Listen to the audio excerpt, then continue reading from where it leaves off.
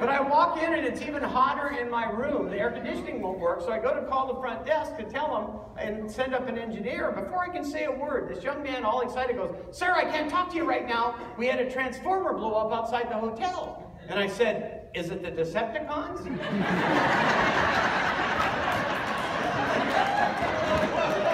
Am I in danger here? And he said, "It's not Transformers, it's just one." And I said, "Well, it could kill us all. Didn't you see that movie?"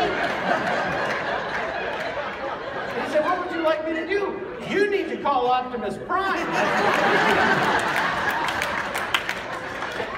I came down the next day, they comped my room, gave me a bottle of wine, and a thank you note that said, "My staff laughed about that all night long."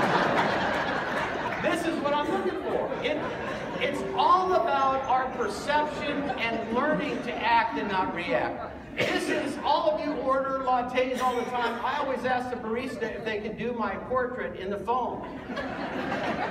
I have hundreds of pictures like this. And I always tip them. I give them an extra couple bucks, which brings my order to about $34. But I want to be able to enjoy the journey. And here's a great example of it. This is my luggage. A lot of you have black roller bags. Mine are the only ones that have more chicken feet taken out of it. Now, why is that? I can find it. Very good. Let me tell you, it was a problem-solving thing. You get on the airplane, you go up, you put your bag in the overhead, wheels in. If it doesn't fit, what do? You have to put it sideways like this. If it's behind me on the plane and I can't see it, people would come behind me, move my bag to put their bag in. When they put it in, it wouldn't fit because of the bin. You know, the bin won't close and I'd have to check my bag. Since I put the chicken feet in there, it doesn't happen anymore.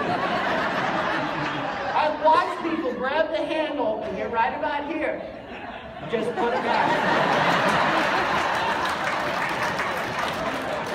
This is nature's way of saying leave it alone. And I love it with TSA. TSA does this every time I go through. May I look in your bag? Now, what are my options? Seriously.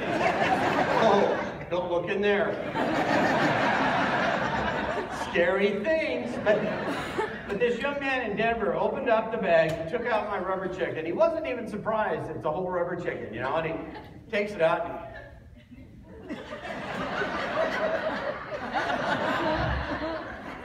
and he begins to frisk it.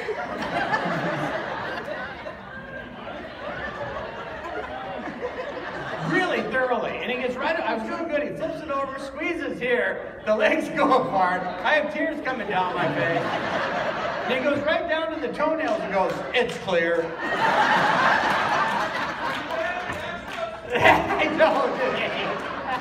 I don't.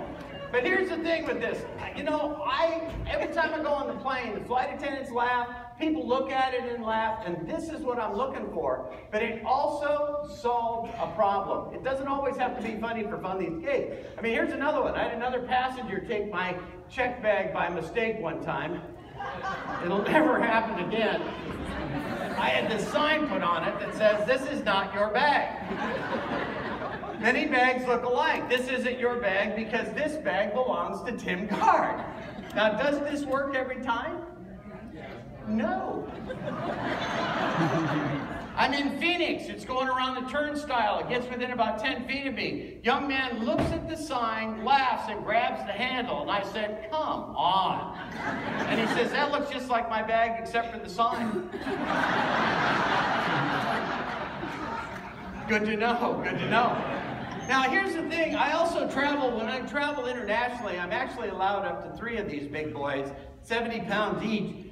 The very first time I went to Australia, I go through all the customs. I go to fly to the Gold Coast from Sydney. And when I got in, I had 2 giant bags, same size. In fact, the other one has the sign on it that says, "Does this bag make my butt look big?" But I have these 2 giant bags. And I walked up and the guy goes, "Sir, you have 2 bags." And I said, "Uh-huh." You know, and he said, "On our airline, your first bag flies free. Your second bag is based on weight." And I said, that's not fair. I just flew from the US, I'm allowed 3. No, he said, there you're allowed this. Here, first bag free, second bag based on weight. And I said, that's not fair. And he goes, let's weigh your bag. My first bag got clothes in it. Second bag had all my books that I sell. So this is gonna, and I'm watching him, and he sets it down, it was 70 pounds, $300. And I said to him, what do I do? And he said, you pay us the money or you leave the bag here. And I said, so do you hold it for me? He goes, no, we destroy it. And I said, what do you do? And he said, we blow them up. And I have to tell you, as a man, I would like to see that.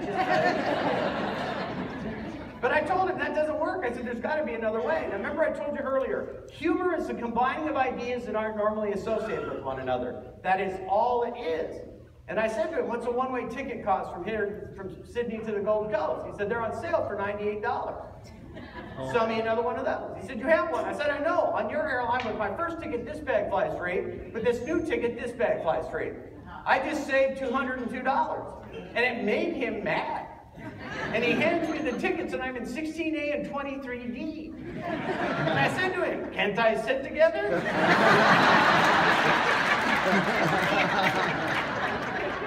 And he said, maybe somebody will move. And I said, you want me to ask somebody to move so I can be with myself? And he looks at me and he says, you win. And I said, I don't want to win, I just want to have what? Fun. You can have fun no matter what you do. Boring meetings are not a fact of life. That guy's been to one too many boring meetings. I love that.